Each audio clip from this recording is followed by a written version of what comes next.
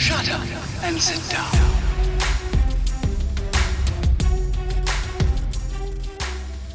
Lee, how you doing? D, yes, I'm doing okay, mate. How about yourself? Yeah, very well. You're outside today, enjoying the last bit of sunshine before we get locked down again? Yeah, that's it. It's a day before lockdown, so I thought I'd get my vitamin D in and get outside while I could. Nice, nice. Well, it's really good to connect with you, and I'm really excited. I'm really kind of playfully excited about talking to you because I stumbled on RC racing by happen chance. It came up in my YouTube feed randomly, and I just put it on and was not expecting to see what I saw when I actually watched the race take place. So, can we start out, because I'll do an intro for you, but can we start out with you just introducing yourself and telling people what you do? So yeah, my name is Lee Martin. I'm a professional remote-controlled car racer, believe it or not, and yeah, I travel the world racing remote-controlled cars, basically to promote the manufacturers and my sponsors. And yeah, that's my job. And how did you get started in RC racing? Was this sort of like an evolution from like a Christmas gift that you fell in love with and then just started exploring it and it kind of went on from there? How did this all start? Again, it was basically by chance. So when I was at secondary school, I used to play a lot of sports. So I had to stay after school to play these sports, and it just so happened that one of the nights, as I finished, this small RC club would start up in one of the halls. So when I was waiting for my parents to pick me up, I would look through the window and I would see these RC cars going around, and I was like, "Wow, that looks fun." And then got Dad to come in one night and had a chat with a few people, and then a few weeks later, it was my birthday, which is in the Christmas Eve actually, and yeah, managed to get. He bought some secondhand cars. We went to the club. Quickly realised that what we'd bought probably wasn't good enough. Went to the local hobby shop, and then that was it. And here I am, 23 years later. So you're 2 decades in the RC racing game. Yeah, 2 decades. And to be honest, a lot of the people in it I've been doing it longer than I have as well. Really? It seems to be a sport that either people go in and they stick to, because it's not ageist. You can do it with any ability, sex, anything. It doesn't discriminate against anyone. So it's really good that people stay in the sport. Sometimes they leave. Like some people used to start when they were young, when they started work or found girlfriends or whatever, they would disappear for a while, but then they seem to always come back when their life had settled back down. Maybe they had a bit more money to spend. Oh, what was that thing I used to do? And then you see them coming back. So it's a great little hobby, and it's great for families. It's great for everyone, really. And where are you right now? What location are you? Where are you finding yourself today? So today I'm in a town in the Midlands called Kidderminster. They have an RC track here. I think this track where I am is actually older than me. So it's been around since the early 80s for sure. And yeah, that's where I find myself today. I live in Newbury, so Okay. it's a good hour and a half drive. So, Okay. but yeah, today I'm here. And the location you're at now in Kidderminster, that is a specific RC race car track. Yes, yeah, this is a permanent track. It's been here years, as I say, years and years and years. There's a lot of them all around the country. I was going to ask, is there a ton of locations? Yeah, there is absolute ton. So mostly we have permanent tracks, but during the winter time, before COVID, we had a lot of indoor tracks that would open in sports halls and run for like a day or an evening. Right. But yeah, during the summer, we're always outdoors, permanent tracks, or even sometimes, temporary tracks, but we'll race where we can, really. It's so incredible to me because, like I said, I just stumbled across it maybe a month ago, and the amount of hours I've spent watching the different races, and now I'm starting to get into what kind of RC cars I like to watch race, ones I can't really, I don't really prefer, that sort of thing, and it's just incredible the depth of content there is for RC racing, and it just shocks me because when I watch these cars race, they're not the go to Argos, pick up, put some battery. These are proper pieces of machinery. And I started thinking to myself, when I saw one of your races, I believe it was, there was a long straightaway, and just the acceleration and the power in the vehicles. I just started extrapolating. I said, what would this be like if a full-size car performed like these little cars do, that would probably tear a human being apart with the inertia and with the g-force and with the acceleration and the torque and everything like that. Can you just, because I've seen a couple of your YouTube videos where you break down the cars and like old cars that you used to use, and you go into a lot of depth, and I've seen on your Facebook you'll post pictures of what your spec is for these specific races. Can you just speak on the level of engineering and kind of what goes into making one of these cars ready for the type of racing that you do? Sure. I mean, as you say, we have multiple different classes, but what I do is off-road racing, and I do it with 1/10 scale, so 1/10 of a real size car, electric, and then 1/8 scale nitro cars, which are pretty fun to watch and drive. But yeah, the amount of stuff, I mean, a lot of R&D goes into it. Part of my job is R&D. You know, especially as times are changing with real cars, you know, we did it years ago where brushless motors and stuff came in and everything was electric, and stuff started getting faster and easier to use. And then you have to adapt, so the car has to change, and you know, with all the different speeds that you now get. But yeah, you can change so much on them. You can actually change more on these than you can in real race cars.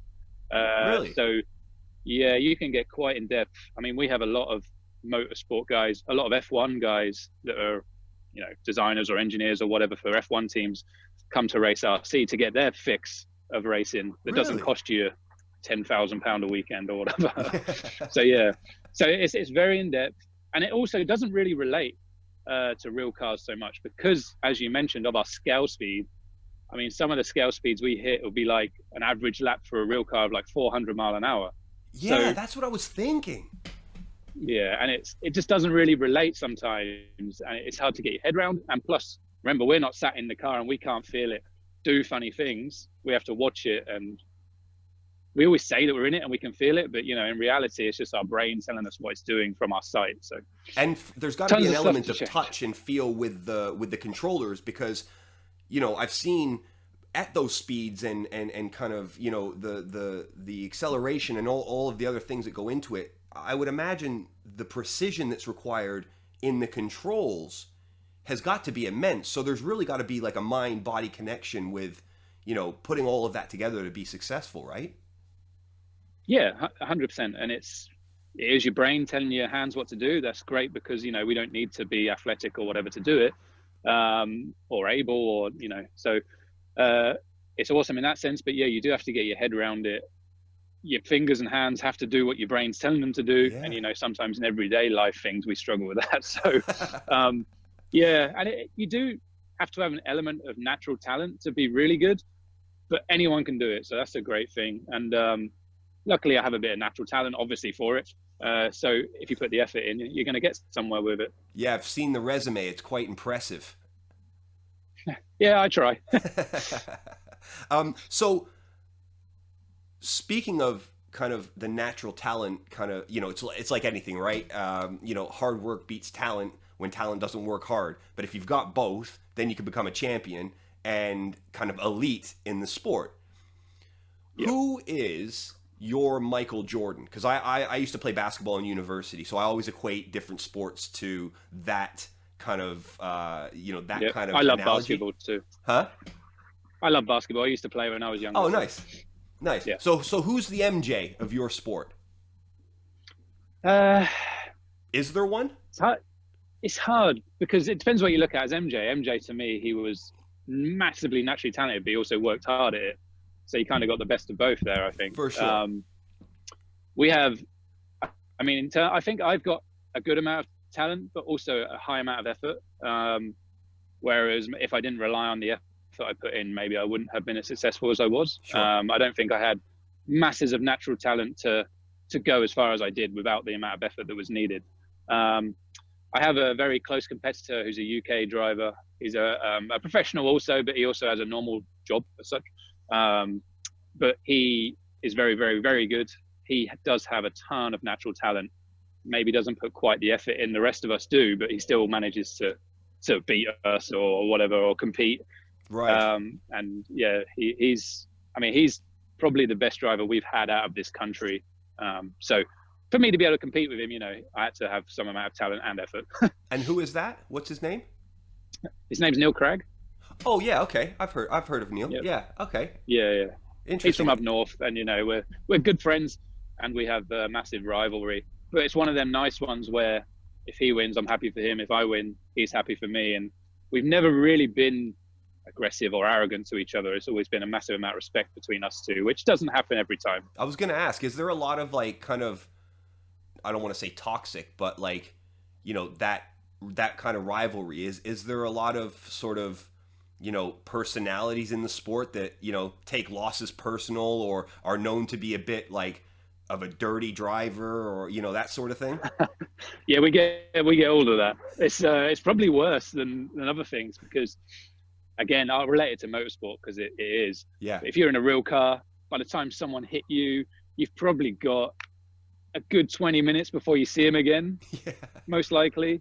So you've got a lot of time to kind of calm down. Whereas well, you can see behind me, this is where we stand to race. Yes. We're all stood in a normal year, we're all stood next to each other. And, if someone hits you, you can shout at them there. And then in ape scale, we have to have a pit man. So underneath us, you have a pit man because you have to refuel and, all stuff like that. So they normally have a fight down there. So the guys up there, it can get heated, very heated. It's And super competitive. It's super competitive. it is. And if you get taken out, you do go to the back and it's very hard to get back up. A lot of the time, European guys, Italians are very highly strung with stuff like that. They drive. I'm not going to tarnish them all with this bad brush, but some of them drive quite dirty and they do take you out quite a lot. And it can get very frustrating. I'm kind of chilled out, so it's not Yeah. too bad for me. But yeah, there's a lot of high strung personalities out there that take it out on the track or the people around them. So when I say Michael Jordan and when I refer to the Michael Jordan of a sport, I always think of the greatest of all time, whether Yes, okay. past, present, that sort of thing. So I guess Yep. from what you're saying there about Neil Craig, he would kind of be the UK LeBron James sort of thing, like, with like the next generation of and who can kind of lead the sport if they put the effort in, required to match their talent. But is there a guy, whether I guess a historical figure, somebody who doesn't race anymore, that's considered like the top shelf guy, somebody who has all of the accolades that people aim to kind of achieve and surpass? Yeah, got it. So there's a Japanese guy called Masami Hirosaki. Okay. Hirosaki, yeah, Hirosaka, yeah. And I don't know. I know him quite well. Don't know why I was struggling with his surname there, but yes, he's. He's 14-time world champion, I think. Wow. So if you put, sometimes we have more than one event in a year, so you can do it like more than once in a year. But even to get to that number is pretty crazy. I mean, I never won one. Neil, who I'm talking about, he won one. I finished second. But Masami won 14. So, Jeez. you could say that he's probably the Michael Jordan. But at the same time, you could, one week he could win a world championship, the next week you could beat him. So Right. And I suppose it's- that's the variance in the sport, right? There's so many factors. It's Yeah. not just, on the court, put the ball in the rim, do it again, do it again, do it again. There's so many extenuating factors that can determine a win or a loss. Exactly. And back in the day, and I don't want to discredit him at all because he was amazing. Mm. But back in the day, before the technology kind of went on, there was a real disadvantage or big advantage for people that could get what they call factory parts. So parts that come out of the factory, they're a higher spec than anyone else can get. Okay. And back in the day, it was batteries, which were hard work because we never used to be able to finish a 5-minute race before the battery went flat. Really? Kind of like we're seeing with real cars now, they can do 200 miles, but some can only do 150. So you used to struggle to get runtime, and to make runtime, you had to sacrifice speed. So if you could get Gotcha. these high performance batteries and someone else couldn't, you could have the speed and you could make it to the end. So it's a little different now because everyone can do it. All technologies moved so far on. But yeah, back in the day, you did have a big advantage, but there was probably 5 people around him that had that same advantage. So There you go. So the accolades still count. yes, 100%. That's cool. So I'm interested in the commercials around the sport and like the size of the sport and, how many people out there are earning a living. That's one part of this I don't understand. I couldn't really find too much information on was like you said up front that you represent the manufacturers. So Yes. they're a sponsor. They sponsor you. Is that right? And is there sort Yes. of prize money for winning the races? And how does the economy of RC racing work? Yeah, so we don't have any prize money, or some races we do, but it's not a normal thing Okay. because it's considered a hobby. So we try and keep the prize money out of it because then it doesn't become a hobby really anymore. Sure. So a lot of the professional drivers, they're promotional tools. I mean, the thing with our industry is, if I had this hat, for example, I would wear it, and maybe you could buy the hat, and you want to buy the same hat. That's kind Right. of what we do. Whereas, if you look at real motorsport like F1 or something, you can't go out and buy the same car Lewis Hamilton's racing, Right. unless you're a billionaire Yeah. and they want to give you one out the back door. But you can go, so we go out with our product, we showcase it, win with it, hopefully, and also offer the support of the product, helping people out with theirs, because they can go to the shop and buy the exact same thing. So, yeah, So we are I sponsored, could but buy the car you race with. yeah, 100%. You could go to my website and you could buy the same car that I have right now. Same, everything would be exactly the same. Wow, that's really cool. And so the sponsors pay you for repping their vehicles and their equipment and their parts and that sort of thing. Is that's how the sort of economy of it works, and how someone can become a professional driver and sustain themselves as a professional driver. Yeah, exactly. I mean, you always start at the bottom. So the curve that we go on kind of explains it. Initially we're paying for stuff like a normal customer. Mm-hmm. If you're quite good, then you get a discount maybe because someone wants to help you out. They want you to use their products. They'll give you a bit of discount. So it's an incentive. Gotcha. Then we Okay. move on from that. If you get even better, you'll get your stuff for free because again, they have a bigger incentive to keep you using that product because other people are buying it off the back of what you're doing. Of course. If you carry on getting even better than that, maybe they'll pay for you to go places. So you get expenses. So we want you to go to this race in Italy. We'll give you X amount of money, or we'll cover all your expenses if you go there and use our products and do well. And then if you get to the elite, then someone might offer you a little bit of money to do the same thing. So that's kind of how it goes. And if Okay. you can get to the top, yeah, maybe they'll offer you some money, and then from that, just got to try and keep on top of it and make enough money so Then you got to be you consistent, can do right? it And for a then you got living. to win consistently. Yeah, exactly. You got to stay at the top for as long as you can, and hopefully no youngster comes and knocks you off. So how many people approximately would you say are on that elite level right now? So Because you there's got to probably know 20 in the everybody. world. You got to know everybody in the sport, right? Yeah, 100%. I mean, we do have different classes. So like I said earlier, I race off-road. Yeah. You could have maybe 20 guys in off-road, but you could also have maybe 20 guys in on-road racing because they're completely separate categories. So maybe 40 people in the world are doing it to an elite level. So yeah, it's niche, but the industry is also, as you mentioned, a lot bigger than what you think it is. Yeah, absolutely, for sure. So you mentioned sort of the high-strung Italian drivers and how they can get quite testy, and how there's rivalry there, and how some people are, handle that differently than others. From a rules perspective, when I'm watching it, if there's a crash or if somebody drives over somebody and they flip over or what have you, then one of the stewards, or I guess, one of the linesmen or whoever's kind of sitting around there, all they seem to do is just go grab the car, flip it back over, and off you go.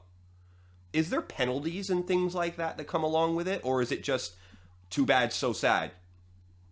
Well, there's both. So the people turning it back over, they're called marshals. So Marshals, what that's we it. do, there you go. So what we do is we race, and then after we finish racing, we go and marshal. So the 10 or 15 guys around the track marshalling are the ones that just raced. Oh. Yeah, so it's always a rotation. You race, you marshal, you race, you marshal, Oh, I didn't and know then that. Okay. go someplace. Yeah. So yeah, that's what they're doing. Their job is purely to put a car back on its wheels should it be crashed or crash. And then a lot of the bigger races, we have referees. So we'll have a guy stood up there that can referee the race, but it's hard if there's 14 cars going around the track and you've got one or two referees. You can't watch everything, so you can get away with a bit, but not many people try to. But if you hit someone by mistake and they didn't see you, it's up to you to judge if you wait and give yourself a penalty or not. Some people don't. Some Yeah. people just drive off. Um, and then at smaller races, we don't have referees, so it's all judged. It's You're like your own self-governed, right? critic and your own judge. You're self-governed, exactly. So if you take someone out, you wait, and then if you don't, the big guy's probably shouting at you, like we said earlier. So So like um what's the what's the Grand Prix? What's the big race that everybody's trying to win? Is there one? Because I saw on what is it? Is it Red RC YouTube channel? There was yep, the Ready Invitationals, I believe it was, and the Reedy yeah, race. Yeah, and I watched. yeah. There was like 16 rounds of that, and I was like, again, kind of like got lost in just watching the racing rather than kind of understanding the particulars about how it works and all of that. But is that sort of the pinnacle? It's a pretty big race. I mean, that's in California. Oh, is it? Okay. It's yeah. It's at Huntington Beach. It's a pretty good race. For me, it's not the pinnacle.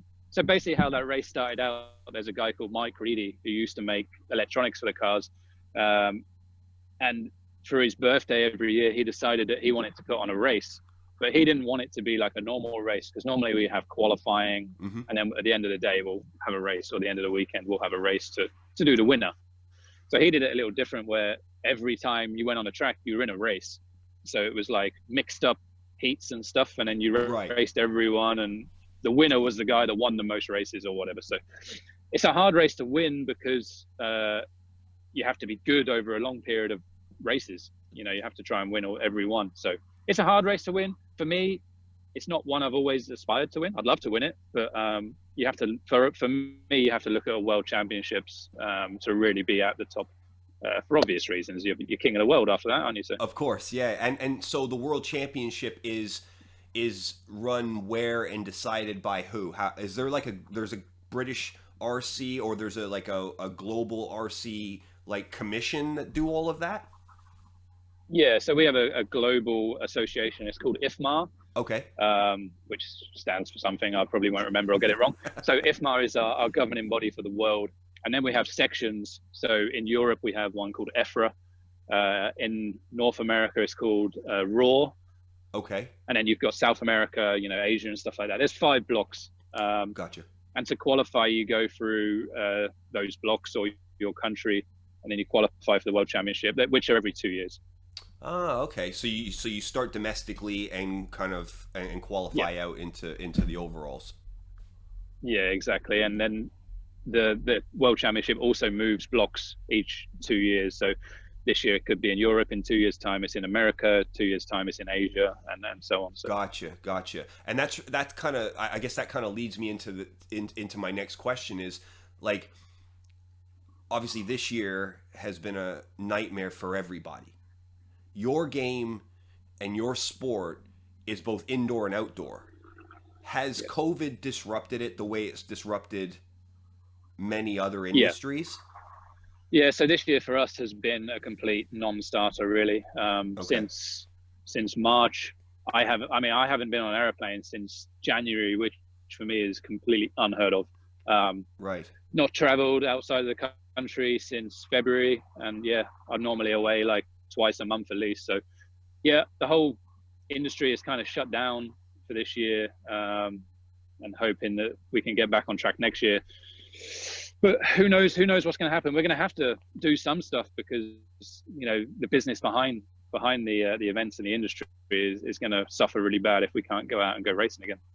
And I would have thought that it perhaps would have been less affected because it's what 10 racers per I assume you've probably got a couple of people in your team, maybe. I don't know kind of the size of like the crew you might travel with, or if it's just you and your car. But I would have thought something like that. And even looking at the stand behind you, that could be adjusted for the times and the restrictions that we're facing now. Is there a lot of consideration going on around how you can bring this thing back despite what might be a continued sort of lockdown?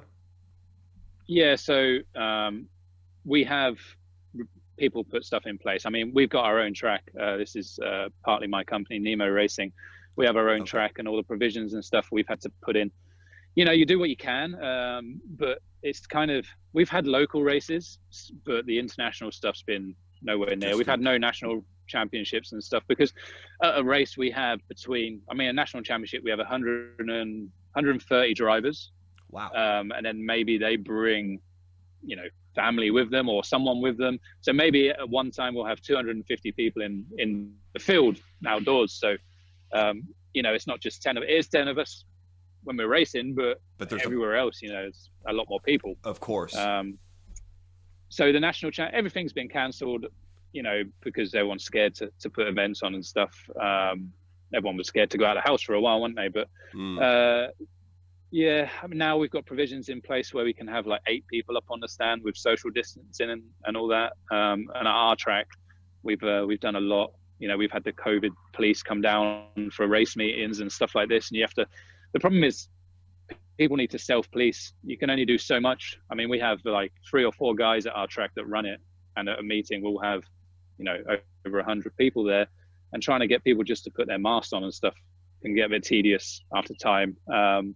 But everyone's trying to do what they can to get racing again. I mean, there was racing up until this weekend, just gone. Right. It's just localized, which is great. It's been great to stay at home this year a little bit, but you know, the big events that really make our industry awesome have not been able to happen purely because we can't really travel, especially outside the country and stuff. Right. So when this inevitably goes away and things return back to status quo, normal kind of business as usual, what does the future of RC look like? What does the growth of the sport look like? Where is it going next? Next, I'm not really sure. I think we need to find a way as an industry to get it into the younger population again. Because when I was younger, I mean, you had lots and lots of juniors under the age of 16, whereas these days it's a little harder to get the young guys coming out because PlayStations, Xboxes, people don't have the funds maybe to take their children to do something. Maybe sometimes a little bit lazy parenting where if you can put your kid in front of an Xbox, you know, sometimes people don't want to. It's the streaming parenting generation, right? We grew up in Yeah. sort of like helicopter parenting, right? Or latchkey like parenting. It was just like, I'll scream at you from the door to come home for dinner when the lights on the street come on or when it gets dark outside. But yeah, it's not like that anymore. No, it's not. And I see it with my kids too. It's like they grab an iPad and stuff and you lose them for an amount of time until you can take it off them. For sure. But I get them out racing when I can. I was going to ask, do your kids do it? Yeah, they do it. They were doing it a lot indoors. So just before all this stuff happened, there was a club in Slough which run every Friday night. And I'd take them every Friday night and let them race. Sometimes I wouldn't race. I'd just look after them because when I do it, you know, it starts to become a little more, not stressed, but it's busy. They're looking after 2 kids in their cars, smashing them up and stuff. So, but yeah, they do it and they do like it. But as you know, it's if you can have an iPad and sit at home, you know, sometimes they prefer to do that. You have to drag them outside almost. Yeah, exactly. So that I think that kind of needs to change. We need to get back into the youth of today and find out how to get them coming outdoors again. I was going to try and approach some colleges and schools and stuff for our track and see if they wanted to create an engineering thing where they have to make cars and then come out and use them, because it's very educational too, and it makes you a more whole person. Because the amount I traveled, and when I was young, like I started at 13, which was actually quite late back then.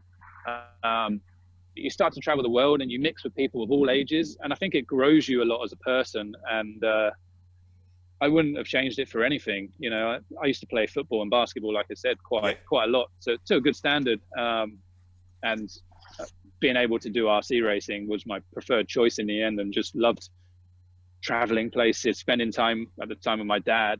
You know, the father and son bond that you get, it can be fractious and sometimes, but the bond that you do create is something that you'll never get from sitting in front of an iPad and sitting at home and not spending time with your kids. I couldn't agree more. And it seems like such a tactile sport as well, because there's so much detail and sort of nuance, like with the engineering. And it's really interesting what you brought up, because um, outside of podcasting and doing what I do here, I work within education, not as a teacher, but for an institution that communicates with teachers and so on and so forth. And there's obviously, over the last sort of year, 2 years, there's been a massive push towards getting more people, girls and just young people in general, involved in STEM. And this, I mean, this ties into this perfectly, right? Yeah, yeah. I mean, it should do. Say you can the way the world's going, especially with electric cars, and we're all going to end up like that. Yeah. They actually use the same technology we have in these little ones. So you could start to teach kids from such a young age to build their future and really get them involved in engineering really for the future. And yeah, why not create an education element to it where it's not going to cost an arm and a leg to come and do it, and kids will enjoy themselves and learn at the same time And inspire something there that may become, a vocation, or, just a hobby that helps, again, sustain the industry, and gets into that younger demographic. So, based on what I guess needs to happen, or what you hope will happen with the sport, what is the barrier to entry for, because we're not talking about going to Argos and getting one that's got 6 AA's in it and barely moves up and down the hallway. We're talking about real machinery here. What's the entry point look like for somebody who's interested in going to your site or going to another site and looking and exploring, maybe getting an RC car? Well, what does that look like? Yeah, I mean, there's a lot available for pretty good money too. Financial barriers are the worst thing, because spending money on something is always hard, especially this year. Of course. So that's the first hurdle to jump over. But you can get cheaper stuff now. You can pick stuff up for like £150, which will get you involved, and then from where you go from there, and it really depends on how far you want to take it. But you can end up spending more money, but I'd spend money on my kids or whatever, or even for me to go out and enjoy something which is not going to hurt anyone. It's not going to hurt you, or generally anyway, unless you get hit by a car too hard. But yeah, and it's not too much of an expense when you consider that people will go and spend £5 to £10 in Starbucks every day and forget that a coffee costs you £5. Yeah, or 500 or 600 on a PlayStation. Yeah, well, there you go. Yeah, and then you can sit at home and then be a hermit and get zero vitamin D and get zero tactile experience in life. Yeah, for sure. Yeah, that's it. Unless you become a professional gamer, they're making tons of money now, aren't they? Well, e-gaming's another thing altogether, isn't it? But but again, I would render a guess that the number of elite e-gamers out there making any substantial money is pretty small as well, right? So exactly. If you treat this as a hobby, which is what it's supposed to be, and then if you get somewhere with it, and you maybe get paid, or you get some stuff discount or some stuff for free, I mean, you're doing awesome. It's a hobby. Sure. Even I still see it as a hobby. For me, it's like, I love it. I love the industry. I'd still do it even if it wasn't my job. So, well, I mean, fingers crossed this COVID thing goes away sooner rather than later, right? And you guys can get back to normal. So are we presuming now that because I really pay attention to the Red RC channel, and yep, there was 2020 races, I think, on that one, but that was from obviously pre-COVID. Is there anywhere else other than that main channel that people can go out and kind of check out racing, check out the racers, and kind of, do what I did, which is stumble upon something that's absolutely fascinating and maybe, get that kind of taste for it? Yeah, I mean, there's a few news websites out there. There's Red RC, like you said. There's a US company called Live RC, and they're actually very good, because the races that are going ahead in America, the big races, they stream them all live, and you can see all the time-ins, and they have video. Even it's all around Europe now too. Like our track has Live RC, and you can go and you can watch the time-in, and there's cameras set up and stuff. Oh, nice. They do a wicked job. Yeah, that's really cool. and they also have like a news page where they'll do videos and stories about racing and stuff. Yeah, there was a couple. There was one called Circus RC, which is French, but it also has a lot of news. But you probably have to be a little bit further into the industry to really love them ones, because it's like watching football news. If you don't like football, it's, Right. you know, well, no point particularly. Yeah, not for the But then, casual. like, yeah, exactly. Yeah, you don't want to look at some new wheel that someone's brought out. You don't care. So, but like you did, you know, YouTube is full of little videos, and once you find one, it leads you into all the others. Oh, and I've then, gone down a complete rabbit hole. Like, I'm now finding myself watching, like, war reenactments with RC battle tanks, and I watched like RC submarines the other day, and I was like, relax a little bit here now. Like, I found what I like, stick with that. And for me, I like the 4-wheel drive off-road electrics that Yep. that's how I kind of found you, and then the touring cars as well, because those are just incredible. And never in my life would I have thought that I'd be 39 years old sitting in my living room pumping my fist when I see someone overtake on the inside with a remote control car. It's just hilarious to me, but I absolutely love it. And yeah, I couldn't help but like reach out to you and see what this thing was all about, because I know you're one of the elites in this industry. I know you've been around for, quite a long time, and I was always listening for the names from the announcer, right? That announcer in and of itself is like a staple. Like, we're going racing on the sound of the tone. Yeah, right? that's the one. He's awesome. He's from a Wisconsin area in America, and he travels the world. He's a commentator, race director, basically. Right. I actually sent him a message yesterday, making sure he was all good through this COVID period. But yeah, he makes stuff so exciting. He gets so into it, and he really gets you fired up. I remember one of the first time I heard him was 2006. We were at a European Championship, and normally the fast guys, they'll do their run, they'll maybe watch a couple of the other fast guys races, and then they'll go back to their pits. And I remember him being so excited about like the last final. It was like the L final. That's how ours are graded. So the A is the best one that went all the way down. And he was getting fired up about these two racing, and like 100 people ran to the track to watch. And we would never normally even know about it or care, but he made it so exciting. He's truly awesome. Yeah, I knew I'd gone down a rabbit hole when, because I'm a big UFC fan as well, right? And Bruce Buffer, who's the ring announcer, has a very specific way he starts and announces the intros of the fights, right? And my wife will now hear the first bit, and she'll finish it from the kitchen or the bedroom, or wherever she is in the house.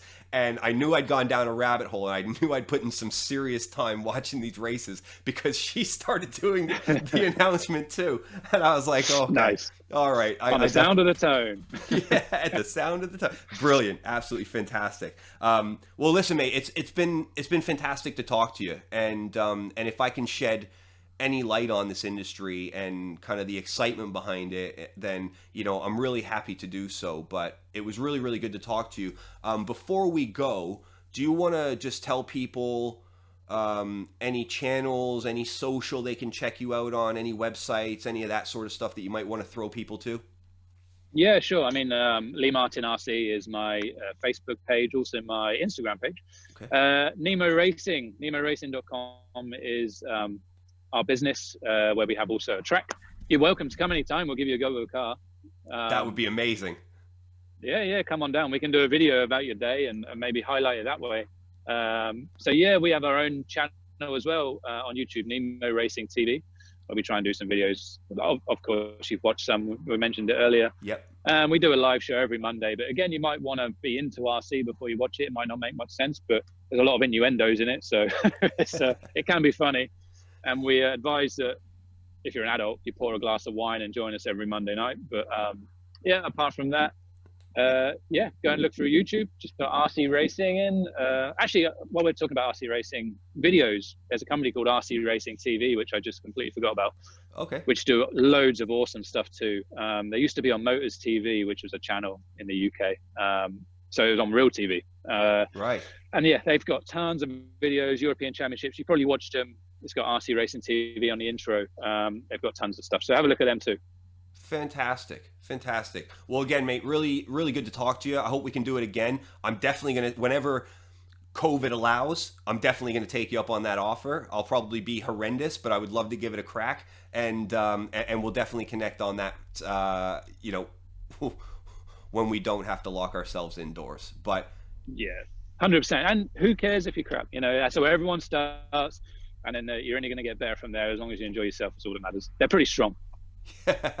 Fantastic. Well, listen, mate. Again, pleasure. Thanks for sitting down and talking with us, and let's do it again, because when I do come down and see you, that would be a great opportunity to follow this up and get some real footage and put that out there as well. So yeah, let's connect again soon.